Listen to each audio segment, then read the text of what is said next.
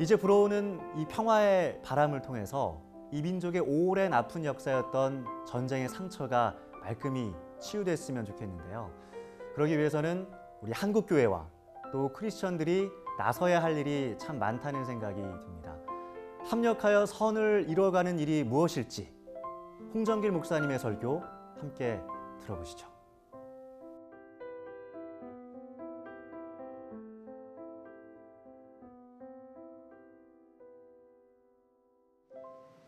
크리스찬들은 모두가 다 애국자가 되어야 됩니다.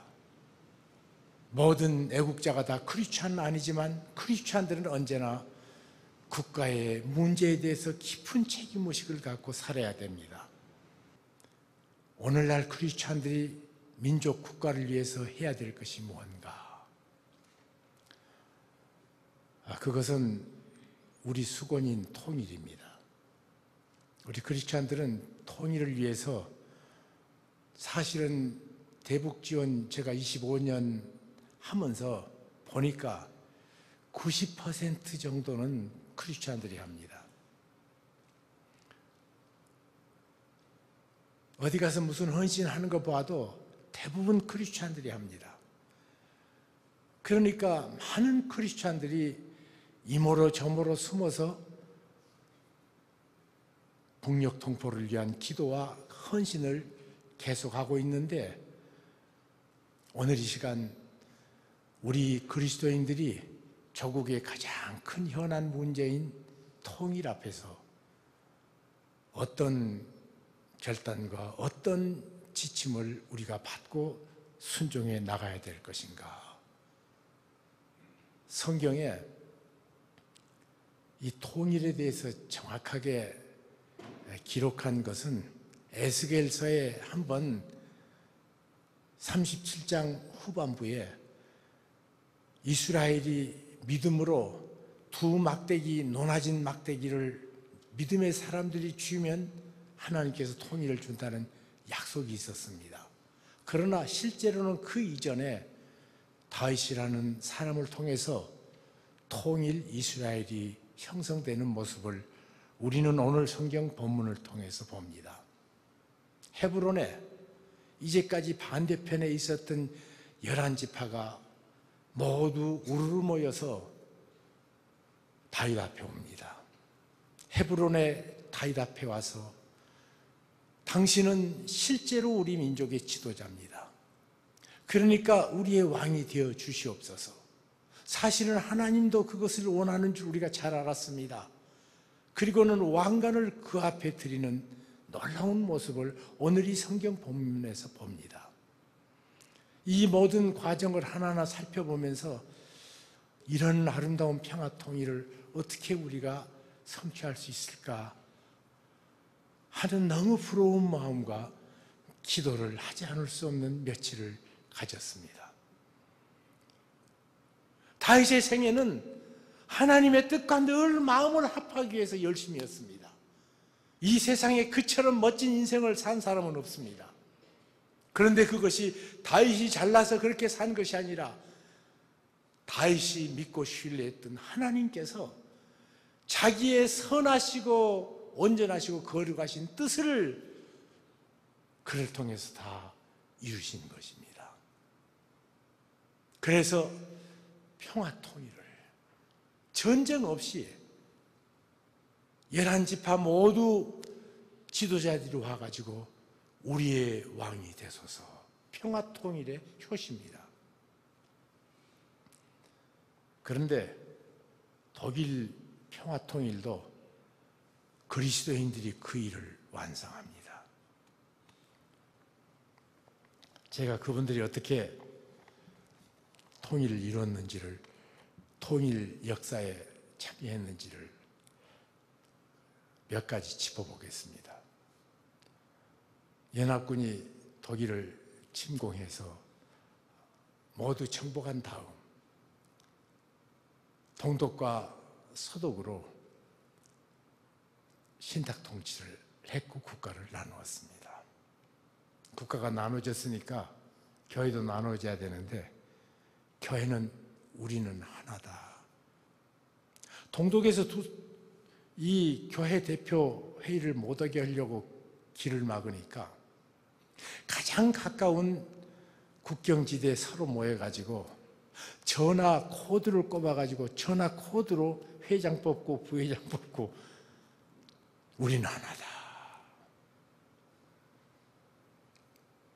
그것으로 끝나지 않습니다. 동독은 종교세를 폐지했습니다. 말살 정책입니다. 그때 서독의 교회는 자기들에게 써야 될 종교세를 논아가지고 동독교회에 보내기 시작합니다. 우리는 하나다예요. 동독교회의 지분을 그대로 다 채워주었습니다. 그리고 돈을 어디다가 많이 썼는 거니? 복음 전하다가 감옥에 갇힌 전도자들, 감옥에 있으면 돈으로 그들이 원하는 것을 해결해주고, 동독 당국이 원하는 것을 해결해주고, 그리고 사람을 빼오고, 18세 이하에는 성경 교육을 안 시켰는데, 기어코 우리는 어릴 적부터 성경 속에 자랐는데 어떻게 아이들에게 성경 공부를 안 시킬 수 있는가? 모든 공산주의 교육은요, 18세 이하에게는 기독교 교육 못하게 합니다. 그런데 동독에서 최초로 그러면 성경 공부는 해라. 그래서 젊은 청년들을 성경 공부하기 시작하자 그 성경으로 깨어난 동독 청년들이 말씀의 삶을 살기 시작합니다. 그리고 이 사람들은 성 니콜라이 교회 거기서 기도회를 개최합니다. 기도 가운데 이분들이 외쳐대기 시작했습니다. 하나님, 장벽을 무너뜨려 주시옵소서. 그 얘기를 듣자마자 수십만 명의 청년들이 다 모이기 시작하더니 우리는 하나다, 우리는 하나다 외쳐대기 시작했습니다. 그래서 1989년 11월 9일 날 경비병들이 총구를 내리니까 와 하고 왔다 갔다 하기 시작하고, 그때부터 곡괭이 들고 와서 통일 독일을 만들었습니다. 하나님의 뜻을 순종하는 자에게 평화의 하나님은 평화 통일을 주십니다. 이 일을 할 수 있는 사람이 한국의 그리스도인입니다. 한국 교회가 못되고 썩었고 잘못된 점 많지만 지금도 숨겨놓은 하나님의 사람들이 곳곳에 있습니다. 99주년 3.1절을 지내면서 하나님 100주년 3.1절은 같이 김인년 3월 1일 정오를 터지자 민물같이 대한통일 만세를 불러보는 날을 우리가 기도하면 안 되겠습니까?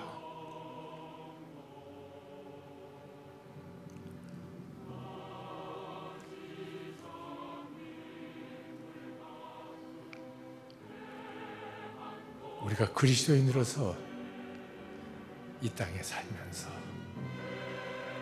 우리에게 주신 이 나라를 사랑할 수밖에 없고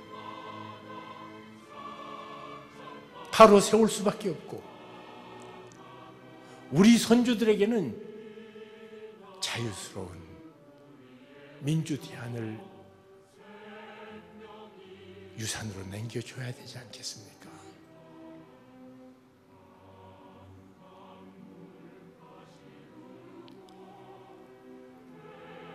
하나님께서 통일의 영광을 날 주시기를, 독일 교인은 하고 한국 교인은 못합니까?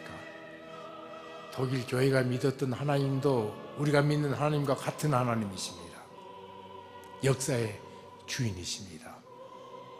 믿음으로 저들이 행할 적에 마치 여리고가 무너졌던 것처럼 독일 장벽은 무너졌고 홍해를 가르신 그 능력으로 이 나라의 통일의 대로를 열어주실 줄로 믿습니다.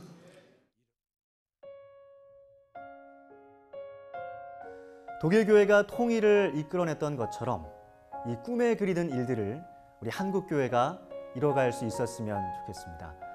한반도에서 전해지는 희망의 메시지가 전 세계에 하나님의 살아계심을 알리는 복음의 소식이었으면 좋겠습니다. 저는 다음 이 시간에 다시 인사드리겠습니다. 함께해 주신 여러분 고맙습니다.